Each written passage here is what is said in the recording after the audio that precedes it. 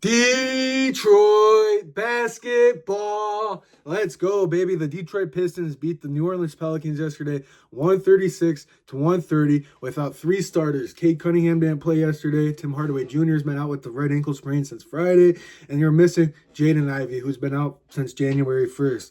But your rookies stepped up. Not rookies, your rookies stepped up. Ron Holland yesterday had 26 points, 5 assists, 5 rebounds off the bench, all while producing 0 turnovers yesterday. If this is the ceiling for Ron Holland, if this is the potential Ron Holland's going to get the next couple of years, if he can develop a three-point shot, watch out for the wings on this Detroit Pistons team. Because eventually, you're not going to have Tim Hardaway Jr. Eventually, you're not going to have Tobias Harris, and you're going to probably be relying on Asar Thompson and Ron Holland. Maybe put Asar Thompson at the 4 because he could defend all those positions, and Ron Holland's not that far behind him on the defensive side of the ball. But you put Ron Holland and you put Asar Thompson at the 3 and 4, and you got Jaden Ivey looking at your shooting guard. You're looking pretty solid right there, especially if Ron Holland can develop a jump shot. Because this team right now, unfortunately, we're not going to have the ability to go trade for somebody this offseason. So you're kind of relying on your young core to take that next step. And if this is what Ron Holland's capable of when he has to step up, I'm all for it. And if he's getting hot right now, heading into April and heading into the playoffs,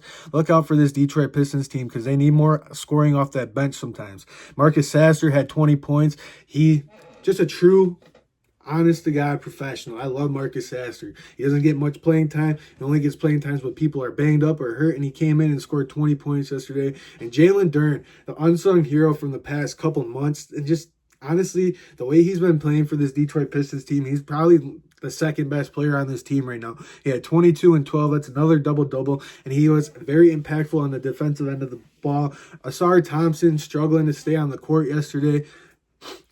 3 early fouls, 4 fouls in the first half. He didn't play much in the second half just because of foul trouble. When he's not in foul trouble, he really is able to impact the game. That's something he's got to learn. But right now, the Detroit Pistons eclipsed 40 wins yesterday.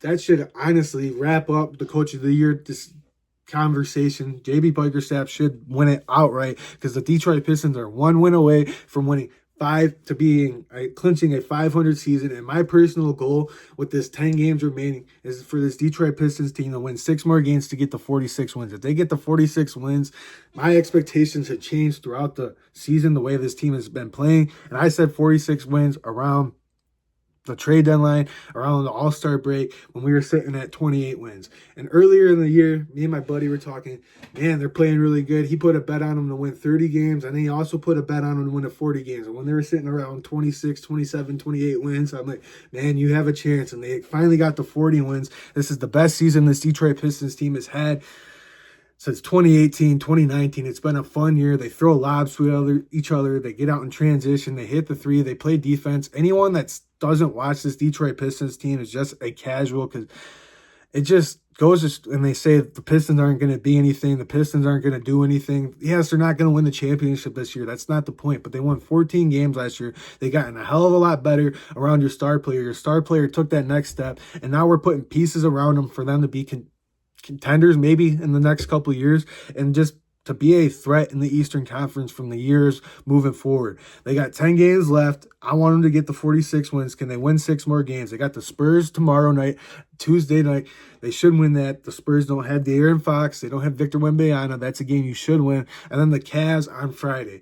The Cavs beat us on a buzzer beater earlier this season when Darius Garland was playing. Donovan Mitchell didn't play that game. I understand. But if this Detroit Pistons team they're competing with these top teams in the NBA, but it's time to start taking that next step. You took the next step, learning how to win basketball games, learning how to win NBA games this year. Now it's time to take that next step and to beat the top tier teams, the top level teams. Now, when they're throwing haymakers and we're throwing haymakers back, it's time to stand your ground and throw another haymaker. So the Cavs, we owe them one.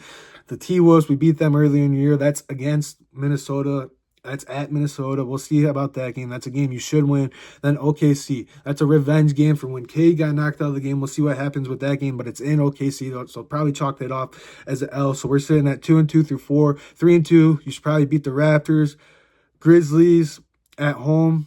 That's a toss-up game. Kings, you beat them earlier in the year. Knicks, you beat them earlier in the year, and you should split with the Bucks. The Bucks just drive me crazy because I hate playing the Milwaukee Bucks because they're a team that we seem to always struggle with. We never have the answer for Giannis Antetokounmpo, and all of a sudden, Brook Lopez turns into a three-point shooting menace against us every time. So if Brook Lopez does that to us against them later on, I'm going to be so upset. But right now, we're 2.5 back from the Indiana Pacers from the 4 seed, 4 back from the New York Knicks from the 3 seed, and a game back from the Milwaukee Bucks for the 5th seed.